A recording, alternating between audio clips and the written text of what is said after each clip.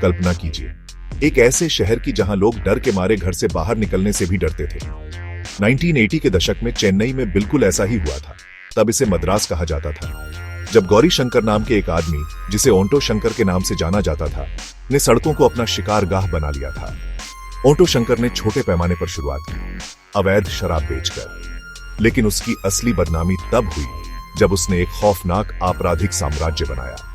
वह जवान औरतों का अपहरण करता था, उनके साथ दुर्व्यवहार करता था और फिर उन्हें सबसे भयानक तरीकों से मार डालता था। कुछ पीड़ितों को जिंदा जला दिया गया, कुछ को दीवारों के अंदर दफना दिया गया, दूसरों को समुद्र में फेंक दिया गया। उसकी क्रूरता कल्पना से भी परे थी।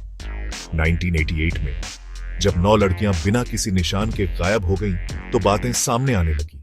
शक शंकर के गिरोह पर गया। जब पुलिस ने उसे पकड़ा तो उसने अपने दिल दहला देने वाले अपराधों को कबूल कर लिया।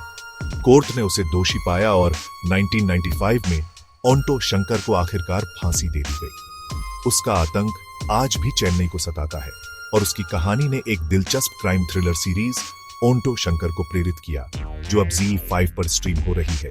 अगर आपको लगता है कि क्राइम शो के मामले में आपने सब कुछ देख लिया है, तो फिर से सोचिए।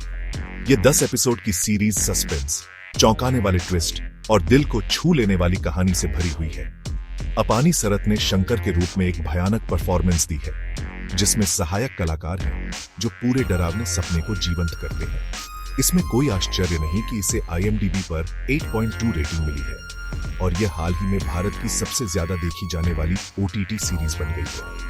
तो अगर आप सच्ची अपराध कहानियों के शौकीन हैं और इंसानियत के सबसे बुरे कोनों में झांकने से नहीं डरते हैं, तो ओंटो शंकर एक जरूर देखने वाली चीज है।